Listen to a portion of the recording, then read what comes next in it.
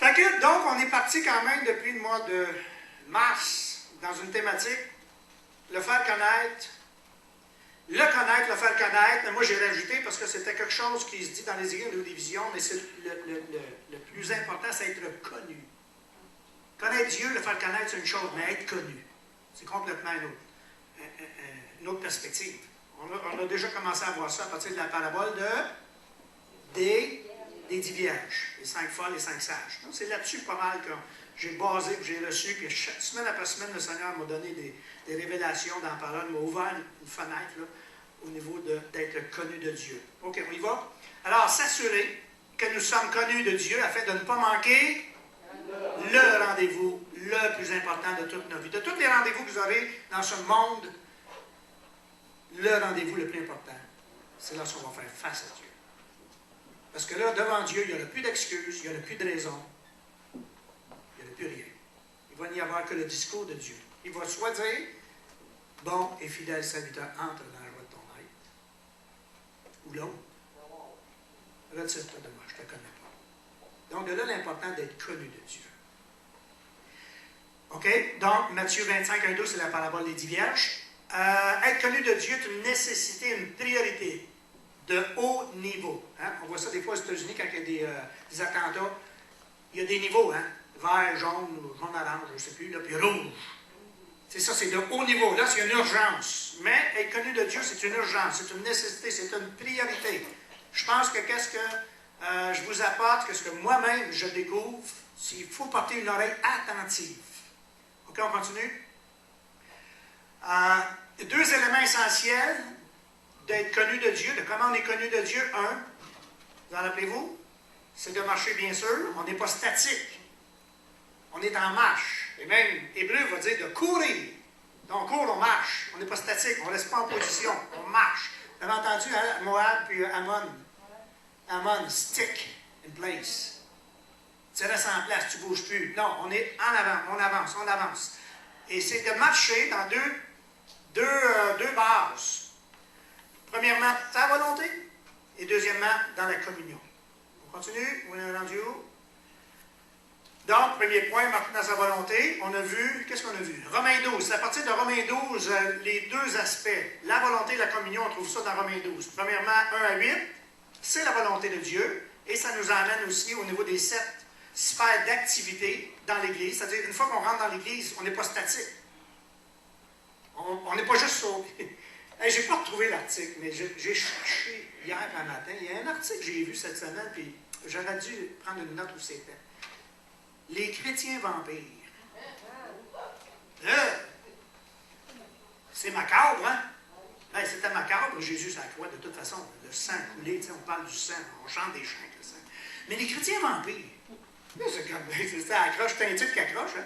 Qu'est-ce que c'est ça, des chrétiens possédés? Non, c'était pas ça qu'il disait. Il disait, dans le fond, le sang, c'est le sang qui nous sauve. C'est le sang de Jésus parce que le sang a coulé qu'on est sauvé, parce que son sang était peu, etc.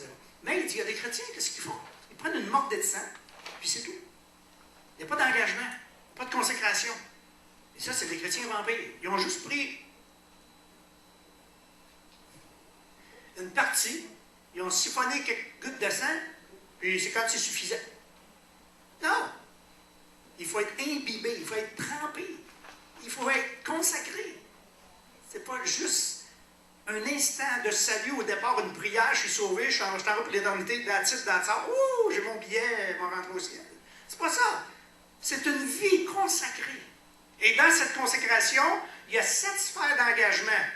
Prophétie, service, l'enseignement, l'encouragement, la libéralité, l'administration, la coordination et la miséricorde. Et je rajouterais, ça c'est les bases, mais on a dans 1 Corinthiens 12 et 14 les dons du Saint-Esprit, et dans 1 Pierre 4, 10 aussi comme des bons dispensateurs. Bien, servir. On est appelé à servir. Donc, on n'est pas juste à l'église pour venir s'asseoir. Je suis en train de lire un livre qu'un des membres m'a prêté, La communauté de sécurité. Excellent. Il dit, tu sais, il est temps qu'on vienne au siège de bord. Dans le sens que vous êtes tous assis face à moi. Tu sais. Mais il dit, il est temps que dans l'esprit, puis même physiquement, de temps en temps, qu'on vienne au siège de bord pour qu'on se regarde face à face. Qu'on se parle, qu'on s'échange.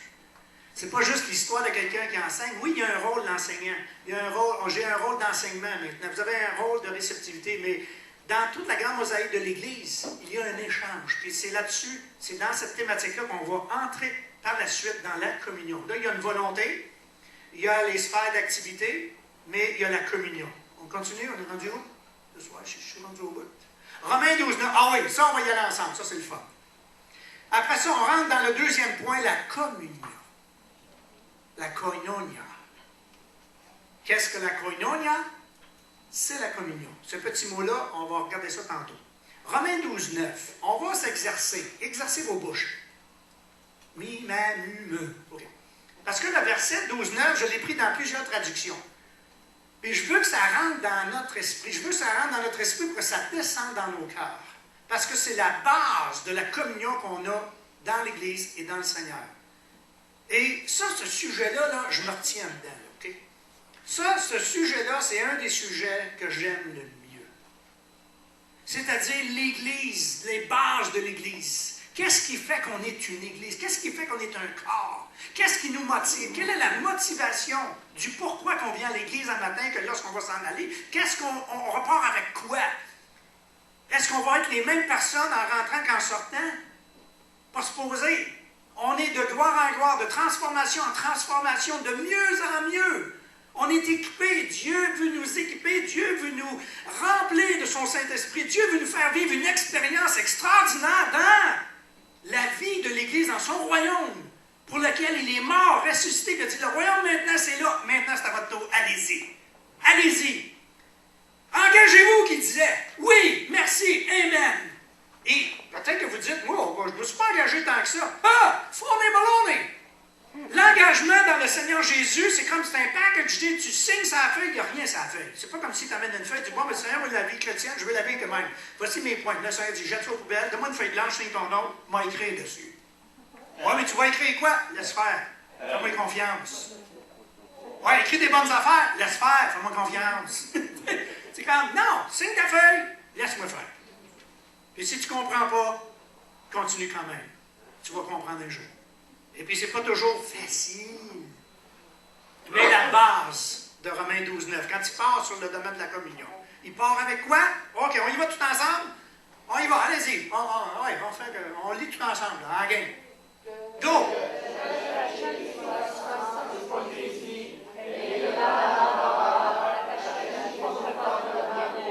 Next. Quick, quick.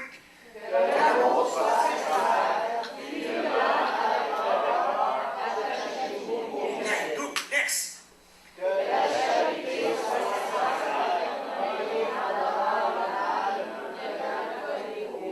Go, c'était bon.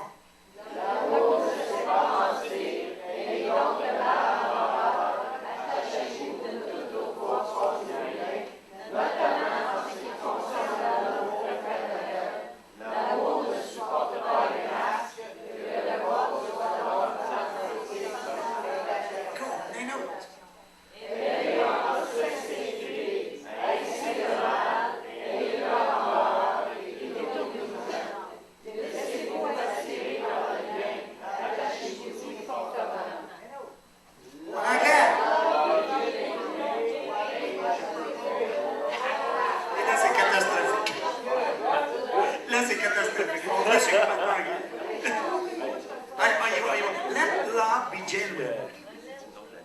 Hate what is evil. Hold fast to what is good. Moi, je trouvais ça parce que genuine, c'est un mot qui dit de racine, de place, d'origine. L'origine de l'amour. L'amour a une origine. Et la Bible, donc, vous avez vu, Romains 8, il part avec ça, il part avec la communion. Il dit, OK, voici la volonté de Dieu, mais maintenant, dans la volonté de Dieu, c'est pas automatiquement quand vous allez vivre une communion incroyable à cause que vous faites des choses. Mais il va falloir vous prendre en main et deux choses. Aimer sincèrement, aimer honnêtement, et deuxième, haïssez fortement. Haïssez quoi? Quel nom a-t-il? Dans le fond, c'est le diable, bien sûr, mais on n'aime pas personne, il ne faut pas haïr. C'est un numéro d'assurance sociale. On n'a aucun droit d'haïr une personne.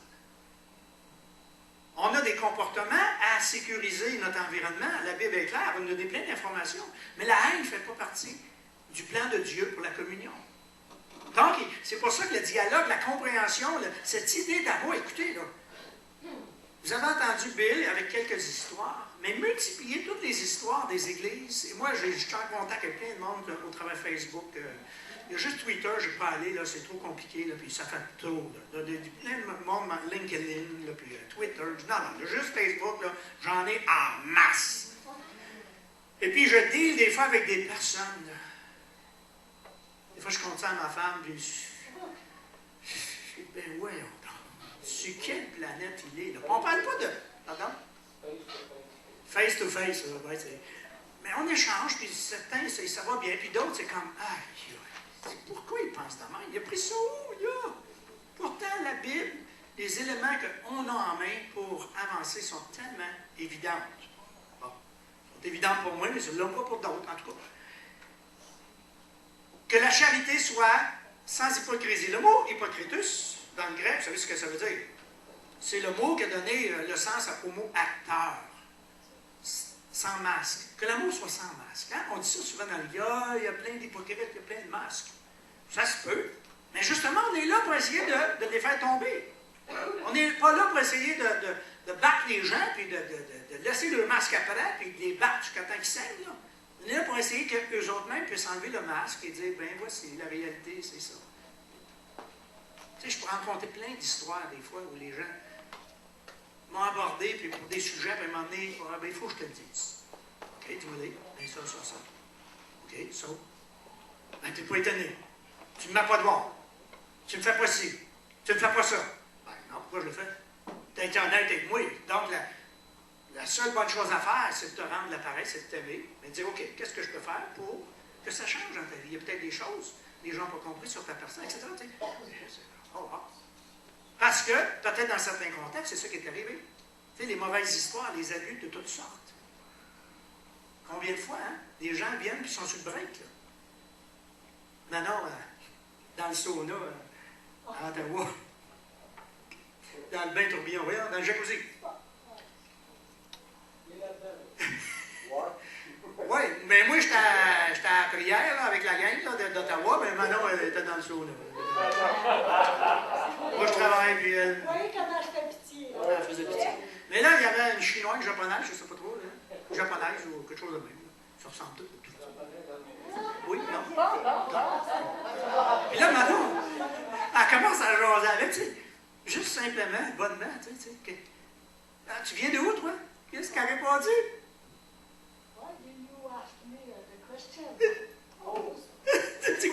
Pourquoi tu me poses la question? Tu sais, c'est comme...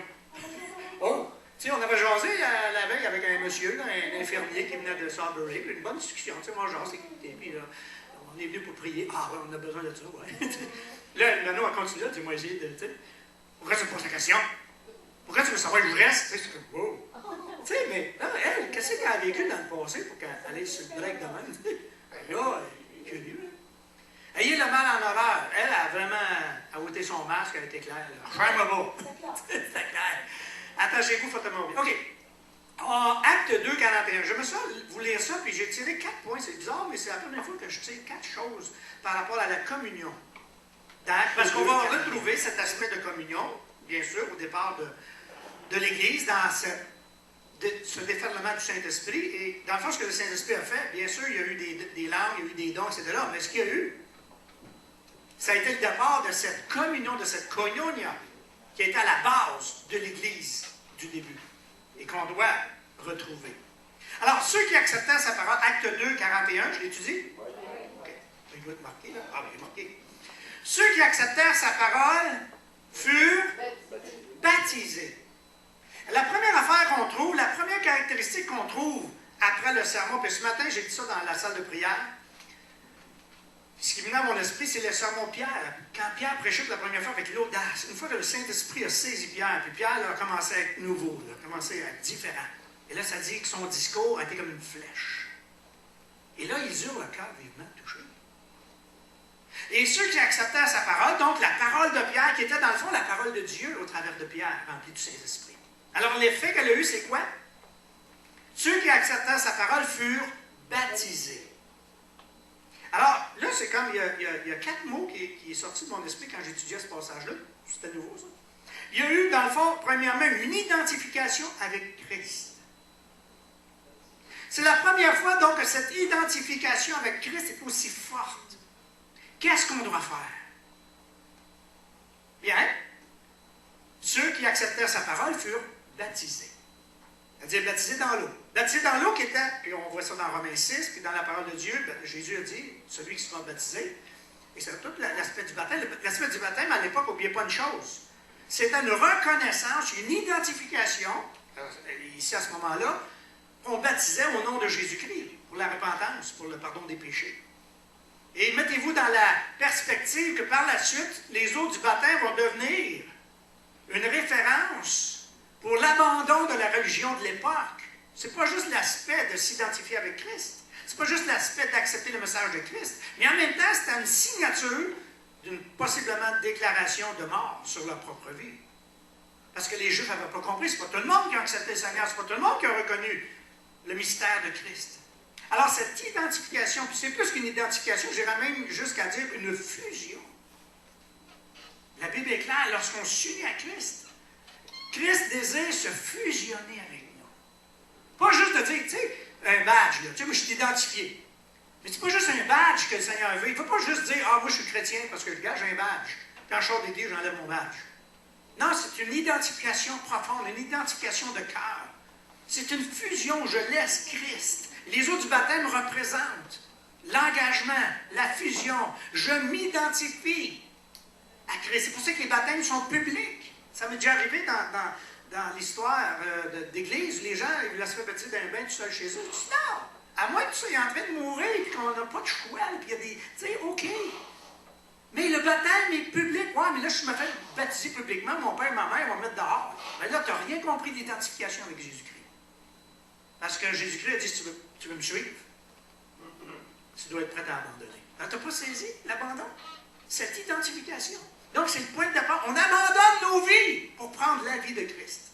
Et je vous garantis, quand nos quatre yeux, là, la vie que Christ nous offre, comparativement à celle que nous choisirions, c'est 2 mots. Même si, pendant un certain temps, on ne comprend pas toute l'issue de nos vies, on comprend que Christ sait absolument comment gérer nos vies. Alors donc, c'est l'identification. Le baptême devient l'identification avec Christ. En ce jour-là, le nombre des disciples augmenta de 3000 ans. Mais ça part à une église, c'est pas long, 3000. Tchou! Dites ça avec moi. Ah, tout le monde. Persévérait. Vous savez, c'est quoi ça, hein? Moi, j'ai un plus sur vous autres. Le mot persévérer, pour moi, dans ma tête, ça sonne persévère. Ayant été drillerman, homme de drill, dans une mine, je sais ce que ça veut dire percer. Percer de la roche. Pendant des heures, des fois. Des fois, ça perce, puis ça coule, ça va, on change les pipes.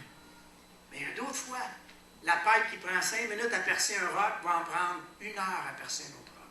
Il persévérait. L'image que j'ai de persévérer, moi, mon expérience de 10 mois dans une mine m'a donné tellement de mines d'informations. Une mine d'informations.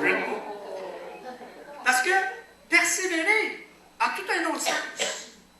Ayant connu des différentes illustrations de perçage de sol. Quelquefois, ta journée, elle va bien aller. C'est facile de persévérer quand tout va bien. Ah, tu rencontres une roche un petit peu plus dure. Tu rencontres une place où tu te dis, c'est donc bien ça! Alors, le boss s'attendait que nous continuions à percer.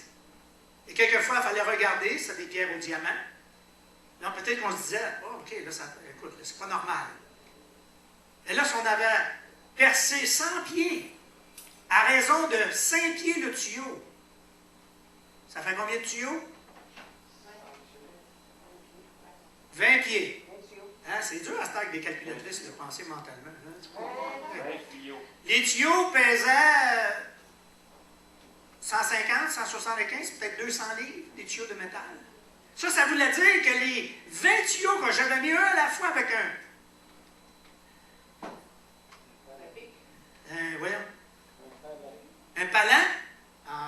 québécois-français. Oh, oui, c'est clair. Un chain block en français, puis un panneau en anglais. C'est-à-dire, quand tu mets un à la fois, puis tu as une marge de 10 à 15 minutes, ça va bien. T'sais. Mais quand tu en as 20 à tirer un après l'autre, pour voir qu'est-ce qu'il y a au bout, là, persévérer. Alors, la signification de persévérer change toute l'optique. Il y a quelques fois que ça va bien, il y a quelques fois que les tuyaux vont y aller, etc. Mais d'autres fois, ça ne va pas bien. La Bible dit quoi? Et c'est persévère quelque chose. Donc, persévère. Il persévérait dans l'enseignement des apôtres, dans la communion fraternelle. Maintenant, vous avez dans vos Bibles la communion fraternelle? D'Acte 2? C'est curieux, mais le mot fraternel, enlevez-les. Dans le grec, il persévérait dans la koinonia, dans la communion. Le mot fraternel, je ne sais pas pourquoi ils l'ont rajouté, parce que c'est comme un pléonasme. C'est quoi un pléonasme? C'est comme le même mot, mais deux fois. Bon, peut-être d'une part, ça veut dire, regarde, porte une attention là-dessus, parce qu'il persévérait dans l'enseignement des apôtres, dans la communion, dans la koinonia. Mais c'est sûr que c'est dans la communion avec les semblables, avec ceux qui ont la même source, ceux qui ont la même nature. Paul à Timothée dit, invoquez le Seigneur avec ceux qui invoquent le Seigneur d'un même cœur. Alors la koinonia, c'est avec ceux qui savent de quoi on parle. Hein? Combien de fois on parle avec des gens qui ne savent pas de quoi ils parlent? Ils vont parler de religion. Nous, on parle de relation. Et s'ils ne veulent pas aller dans une relation avec Christ, c'est dur de discuter. Mais nous, on persévère. On a un privilège de persévérance dans la communion. Dans la fraction du pain, alors vous savez, nous, depuis 1 an et plus, on mange ensemble tous les dimanches, on mange ensemble ailleurs, une fête, ainsi, ça. On va être Ça fait partie. On ne peut pas éviter ça. Et dans les prières. Donc, c'est les 4 pattes de table de la croissance de l'Église. Verset 43. La crainte s'emparait de chacun. La crainte de quoi? La crainte de la police? La crainte du juge, la crainte du voisin, la crainte de quoi? La crainte s'emparait de chacun. La crainte de Dieu. Et vous avez des passages après ça dans le livre des Actes. Il y en a qui n'ont pas eu la crainte de Dieu, qui va arriver quelque chose d'assez spécial. Il se faisait beaucoup de prodiges et de miracles par qui? Par les apôtres. Pourquoi par les apôtres? Parce qu'à ce moment-là, les 3000 qui arrivent, eux autres, ne sont pas préparés à ça. Les 12 disciples, les apôtres, les 120 dans la chambre, écoute, ils ont vécu, là. Ils pouvaient, là, c'est les apôtres qui ont commencé, mais après ça, les dons sont arrivés et tout le monde pouvait contribuer. Mais là, pour l'instant, c'est les apôtres. Les apôtres étaient là pour former le futur, l'Église. Et tous ceux qui croyaient étaient où? Dans le même lieu. Et ils avaient tout en commun. Alors, la deuxième identification. Maintenant, la première identification, c'était avec... On revient au PowerPoint. On revient au PowerPoint. C'est ça. L'identification dans le communion, on continue. OK. Acte 2, 41. OK. Première, c'est baptiser. Donc, identification avec Christ. Maintenant, c'est pas tout, là. Christ alone, là. Ah, moi, c'est Jésus seul. Non, c'est pas Jésus seul. Parce que Jésus est la tête, il y a quelque chose en dessous de la tête. Deuxièmement, tout en commun. Donc, identification avec le corps de Christ. On s'identifie maintenant avec un nouveau corps, avec une nouvelle personnalité, avec quelque chose de neuf qui n'existait pas avant. Le Saint-Esprit a fait quelque chose de neuf. Là. Et ils étaient dans le même lieu et ils avaient tout en commun. Verset 45. Ils vendaient leurs propriétés et leurs biens, ils en partageaient le produit entre tous. Ah, ça, c'est fatigant, hein, lire une affaire de même? C'est écrit dans votre Bible, vous autres? Ils vendaient les propriétés et leurs biens, ils en partageaient. Hey, c'est-tu pas merveilleux, ça? Il faut comprendre qu'à l'époque, et là, on commence à revenir à cette époque-là. À l'époque, tu avais des riches, tu avais des pauvres. Il n'y avait pas de classe moyenne. La classe moyenne est le fruit de l'Église. Parce que là, on a commencé à égaliser un peu les richesses. Est-ce que ça veut dire que les riches donnaient tout ce qu'il y avait? Non, mais il y en avait du superflu. Ananias et Saphira, là, ils ont donné. Ouais, on va vendre ça, puis on va donner ça, mais c'est pas la vérité, puis tu sais, bon, c'est pas grave. Oui, c'était grave. Parce que les deux se sont écroulés, se sont morts. Alors, une identification avec le corps de Christ. Et le troisième, maintenant, c'est l'identification avec les pauvres. Dieu aime les pauvres. Maintenant, pauvres physiquement, mais pauvres aussi intellectuellement, pauvres moralement. Alors, parce que dans le fond, vous savez, Jésus, combien de fois il a enseigné, Le riche, il est venu. Ah, j'ai tout fait, j'ai tout fait. OK, va te vendre, donne aux pauvres. Oh, une minute là. Pourquoi Jésus aime les pauvres?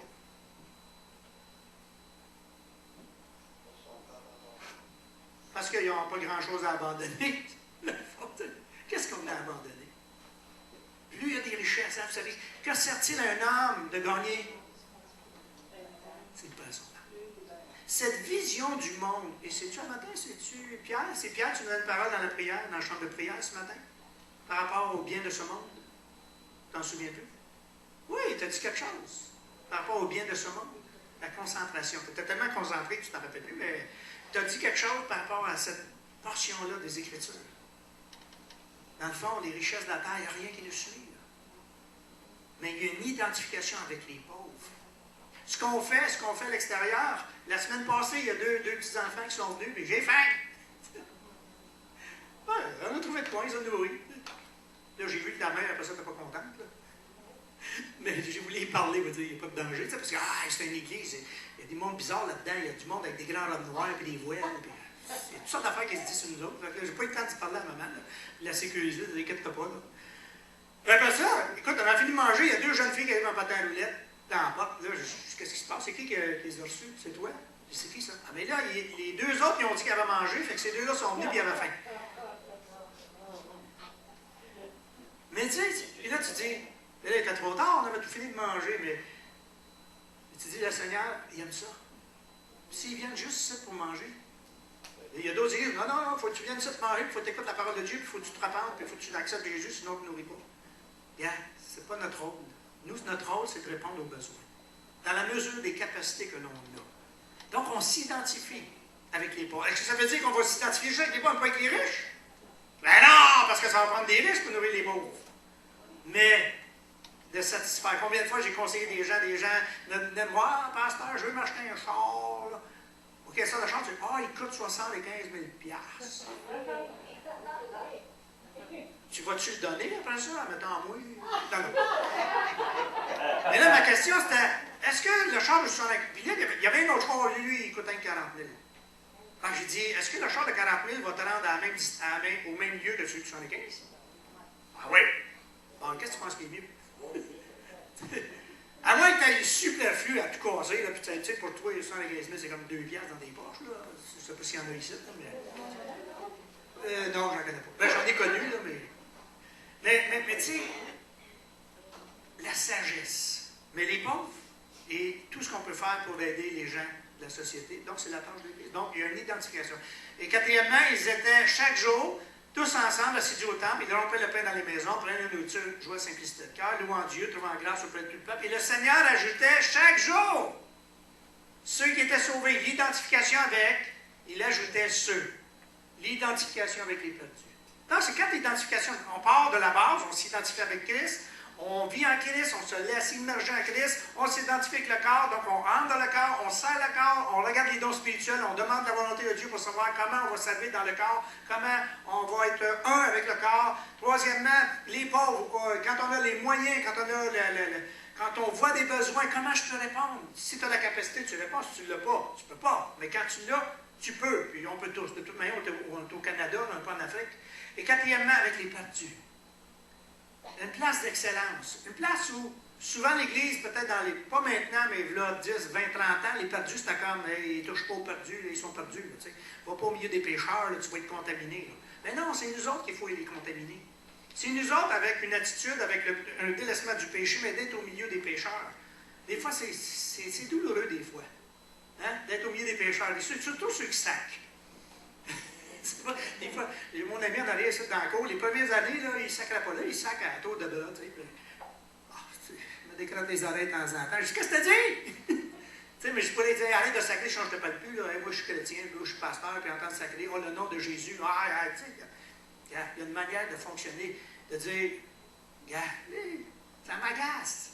Tu peux-tu essayer, ouais? Essaye, ouais. Ah oui, là, il s'essaye. Puis là, par la fois, il dit, être au milieu des perdus. Être, pas dans le péché, mais être là où, dans le fond, Jésus, on l'accusait de quoi? On l'accuse d'être un buveur et un mangeur. Pourquoi? Parce qu'il aimait ça et tout. C'est là qu'ils sont les malades. Alors, soyons ce qui sont les malades, avec un sarrau, tu sais, une affaire les miens de docteur, là, spirituellement, c'est-à-dire pour annoncer l'Évangile. Ça, je vous parle de la communion. La communion, ce n'est pas juste l'Église. La communion va dans ces domaines-là. La communion, c'est d'abord la communion avec Christ, la communion avec le corps de Christ, la koinonia, la communion avec les pauvres, la communion avec les perdus. On peut être en communion avec les perdus avec une limite, avec une barrière pour ne pas laisser infecter au niveau du péché. Quand on sent, il faut du discernement, il faut savoir, il faut regarder les Écritures. Koinonia. Que veut dire le mot koinonia? Bien, vous l'aurez, là, vous pourrez le lire vous-même. Koinonia, communion. Non, ce n'est pas le mot connaître, communion. C'est un autre mot. Mais koinonia veut dire quoi? Donc, prendre part, communication, association, union, participation, libéralité, partage, intime, assistance, être rejoint, partenaire, camarade, compagnon. C'est ça que ça veut dire, dans le fond. La koinonia. Il persévérait dans l'enseignement des apôtres, dans la koinonia. Il persévérait dans la contribution, dans les dons, dans la communication, dans l'association. Y a-t-il quelque chose de plus serré et tricoté là, dans ce mot? Éphésiens, chapitre 3, verset 8 et suivant. Celui-là, je vous avais déjà fait faire un devoir à un moment donné. Je ne sais pas si vous en souvenez. Il a, Éphésiens 3, 8 et 9, j'ai juste le verset 9 ici, là, mais Éphésiens 3, souvenez-vous? Ouvrez vos Bibles, juste voir, je veux vous entendre ce que vous avez dans Éphésiens, 3e chapitre, verset 8 et 9.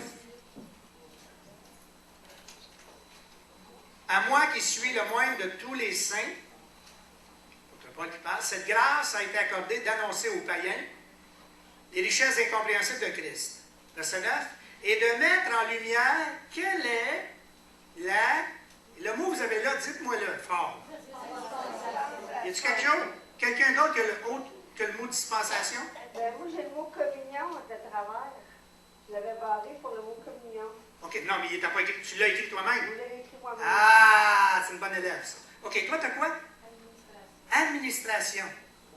Et de mettre, quelle est l'administration? Le ministère. Administration en anglais. OK, as-tu d'autres mots? Mais, dans le fond, le mot qui est là, c'est ça que j'ai jamais compris. Puis je l'ai dit il y a une couple d'années là, vous n'en souvenez plus, mais Manon, elle, pour s'en souvenir, elle l'a écrit. C'est le mot koinonia. Mais ça a toute une autre différence, ça sonne quelque chose de complètement différent. Dans le fond, ça dit, et de mettre en lumière quelle est la koinonia du mystère caché de tout temps. C'est-à-dire, cette dimension de communion, c'était caché de tout temps. OK, je vais vous le dire en grec. On l'a en grec. Dans le PowerPoint, on va le lire en grec. Voulez-vous, hein? Comment se réalise? Oui, mais, attends une minute. Et de mettre en lumière quelle est la dispensation du mystère. Ça dit quoi? Quand se réalise le mystère caché de toute éternité en Dieu. Donc, il n'y a pas le mot communion. OK. Il n'est pas là le mot. Pourquoi ils ne l'ont pas mis? Regardez en grec. On l'a en grec. Vous allez lire avec moi en grec, OK? Photis otis koinonia mysterion ou apocrypto apon aion entios. Ça, c'est la langue originale de l'écriture, l'araméen, ou le grec, ça se ressemble. Alors, photizo, c'est quoi ça, photizo? Photo. Il y a beaucoup de mots dans le grec, dans l'araméen, qui sonnent quelque chose qui est proche des fois. Pas tout le temps, mais quelquefois. On a photizo. Et de mettre en lumière. Et de mettre en photo. Tis, koinonia. Pourquoi on a mis administration? Pourquoi on a mis dispensation? Qu'est-ce que ça veut dire, dispensation? Je ne sais pas. Mais koinonia, c'est ce que je vous explique tantôt. Mysterion, c'est-à-dire mystère. Apocrypto, qui a donné le mot. Apocryphe, caché. Apo, aion, en théos. Théos qui est Dieu. Ouais, théos. Théologie. Théos logos. Étude de Dieu. Théos logos. Mais regardez, dans le grec, dans l'original, c'est il a mis en lumière la koinonia. Il a mis en photo la koinonia. Maintenant, c'est bien important en grec ce que ça voulait dire, ça. Dans notre langage, nous autres, c'est comme mettre en lumière. OK, ça fait quoi de la lumière? Ça éclaire. Mais la photo indique, montre, qu'est-ce qui se passe. De mettre, donc, dans le fond, on devrait le lire, À moi qui suis le moindre de tous les saints, cette grâce a été accordée d'annoncer aux païens les richesses incompréhensibles de Christ. C'est incompréhensible les richesses de Christ. Il faut une révélation, il faut le Saint-Esprit pour comprendre les profondeurs de Christ. Et de mettre en photo quelle est la koinonia du mystère. Oh, alléluia. J'aime ça, j'aime ça. OK, afin, le verset 10, maintenant la suite de ça. Et là, c'est bien important ce qu'on va lire par la suite. On parle de koinonia, on parle de communion. Afin que les dominations et les autorités où? Dans les lieux célestes. Connaître. Là, on a le mot connaître. Ginosko. Le mot connaître, c'est ginosko. OK, c'est bon. Et de mettre en lumière, non, c'est pas ça que je l'ai dit, ça. Dans les lieux célestes, connaissent aujourd'hui, par qui? Par l'Ecclésia. Qu'est-ce que Jésus a dit? Je bâtirai mon Ecclésia. Je vous bâtirai. Voici ce que je bâtis, moi. Alors, à quoi doit-on servir? Afin que les dominations, les autorités, où? Dans les lieux célestes. C'est où ça, les lieux célestes? C'est un monde caché. C'est un monde spirituel. Premièrement, c'est même pas pour avoir une visibilité aux yeux des hommes. Ça va être secondaire, mais la première visibilité qu'on a comme croyants, comme communion, ce qu'on va vivre dans la koinonia, c'est premièrement afin que, OK? Je recommence, je veux qu'on comprenne ça, c'est de base, ça c'est la base de la communion. À moi qui suis le moindre de tous les saints, cette grâce a été accordée d'annoncer aux païens les richesses incompréhensibles et de mettre en photo. Quelle est la koinonia? C'est quoi cette dimension-là nouvelle qui est arrivée par le Saint-Esprit, par Jésus-Christ? Vous êtes assis sur une fondation, sur une pierre angulaire, sur une base. Ce mystère caché de tout temps, ça n'a jamais été révélé. Imaginez-vous, ça vient d'arriver, c'est nouveau. Wow! On est 2000 ans plus tard, les autres n'ont pas compris, puis nous autres, est-ce qu'on a compris? Les dominations et les autorités, afin que le monde spirituel connaisse Ginosko, qu'il voit, qu'il se rende compte, aujourd'hui, par ce que vous êtes, toi et toi, comme dirait Bill la semaine passée, afin que tu sois, toi, la représentation, la photo de la sagesse infiniment variée de Dieu. Oh boy! Oh boy! Oh boy! Hey, moi je suis l'image ou la représentation ou la photo de la sagesse de Dieu. Comprenez-vous pourquoi les gens sont choqués contre l'Église? Parce que dans le cœur de l'homme, il y a une place faite en forme de Dieu qui cherche Dieu. Et là, il fait face à des gens qui n'ont pas eu le blueprint de la vraie photo de ce que Paul est en train de nous expliquer. La photo de la vraie communion. Il y a combien d'églises?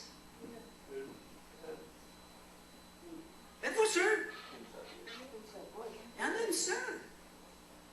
Comment ça se fait qu'on n'est pas capable de s'entendre? Et comprenez-vous comment c'est important de comprendre ce que Paul a laissé comme héritage, que Christ nous a laissé comme héritage, que Dieu est en train de nous dire dans la communion. Aujourd'hui, par l'Église, la sagesse infiniment variée. On transmet la sagesse de Dieu. Hey, faut-tu se poser la question, ce que je transmets est-il exact? Sinon, je vais avoir à payer cher. Est-ce que je suis connu de Dieu, moi? Parce qu'il faut être connu de Dieu pour être capable de transmettre cette sagesse de Dieu. Selon le dessein éternel qu'il a mis à exécution par Jésus-Christ, en qui nous avons, par la foi en lui, la liberté de nous approcher de Dieu avec confiance. Je vous demande de ne pas perdre courage, parce que ça prend du courage, de représenter Dieu tel qu'il est. Vous savez qu'il existe une contrefaçon de la communion. On revient. Et ça, c'est depuis le départ. Paul à Timothée, dans 2 Timothée, versets 3 et 5, dans le fond, le chapitre 3 de 2 Timothée, nous dit, sache que dans les derniers temps, il y aura des temps difficiles. Les gens seront... Ils auront l'apparence de la piété. Ils auront la forme extérieure. Ils auront une photo contrefaite. Mais reniant l'authenticité. Reniant the genuine roots of Christ. Reniant l'origine même de ce que Jésus avait l'intention de nous donner comme héritage. Un héritage de koinonia, de communion. C'est ce que ça dit dans 2 Timothée, 3, verset 5 et suivant.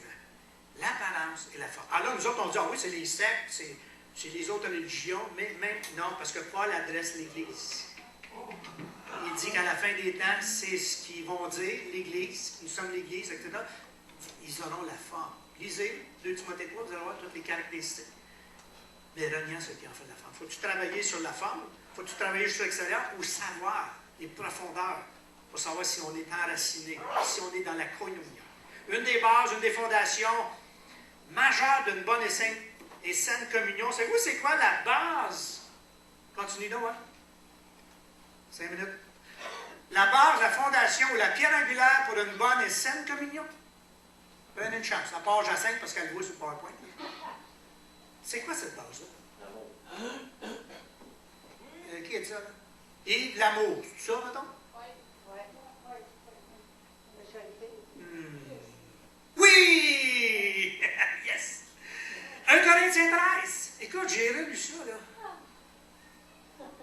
À chaque fois, je le lis. Puis, tu sais, quand tu es posé, quand tu dis, moi, je le lis pour être saisi par le Saint. Tu peux le lire vite, puis ça passe. Mais à un moment donné, tu dis, non, je peux le lire comme il faut. Ouf! Aïe, aïe, c'est profond. On n'a pas le temps de le lire, mais vous le lirez comme il faut. Puis, moi, j'ai eu une révélation il y a 2-3 semaines. Je l'avais écrit déjà, c'était déjà dans mes notes, mais je n'ai pas eu le temps de le donner. J'ai eu une révélation. Savez-vous, c'est quoi? Ah oui, non, hein? On va la montrer. L'amour ne grandit pas sans la foi. Et la foi ne grandit pas sans l'amour. Ils sont inséparables. C'est une révélation, ça. Moi, je dis que c'est une révélation parce qu'il y a bien des gens qui ne savent pas ça. Puis qui ne veulent pas. Ils ne veulent pas grandir dans la foi, ils ne veulent pas grandir dans l'amour. Mais voyons. L'amour ne grandit pas sans la foi et la foi ne grandit pas sans l'amour. Ils sont ensemble. Puis tout d'un coup, je pensais à ça. Puis ça dit dans 1 Timothée 4, 1 et 2, mais l'Esprit dit expressément que dans les derniers temps, quelques-uns abandonneront quoi?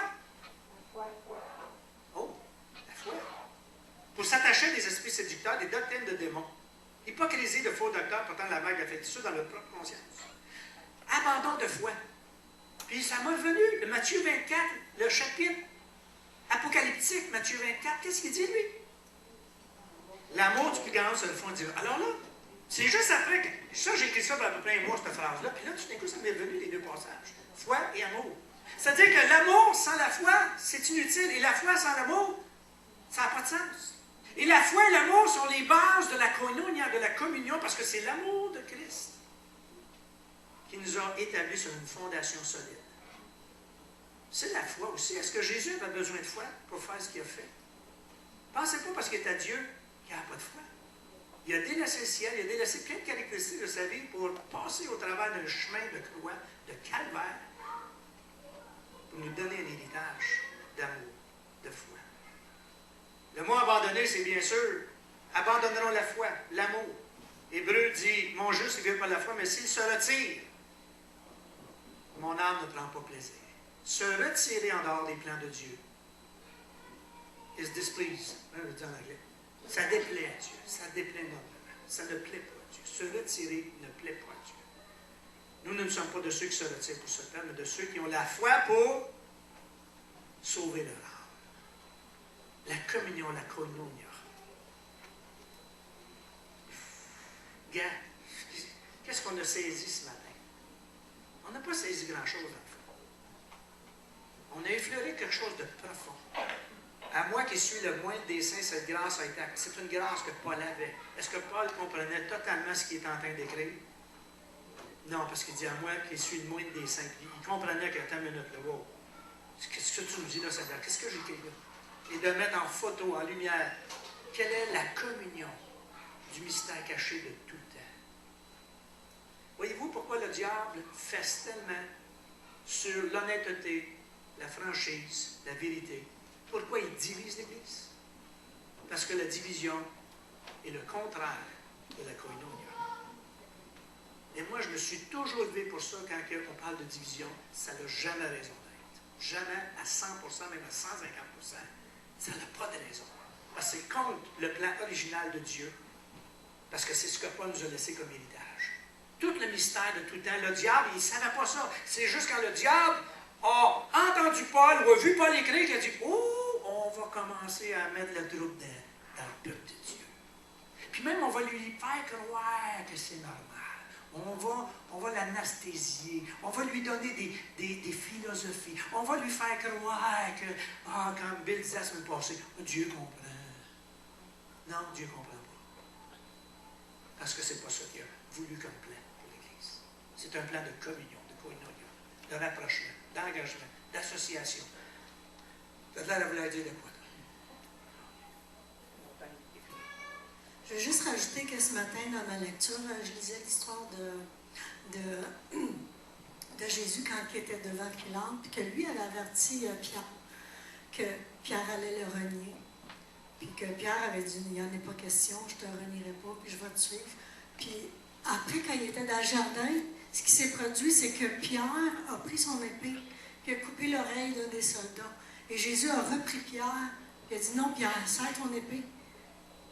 Puis Jésus, en plus de ne pas cautionner ce que Pierre venait de faire, il a remis l'oreille en place, au lieu d'aller dans le sens de l'apôtre Pierre. Ce que Pierre a ressenti dans son esprit, puis c'est ce que j'ai compris ce matin, c'est qu'il ne comprenait pas les agissements de Jésus. Il n'avait pas saisi la pensée de Dieu.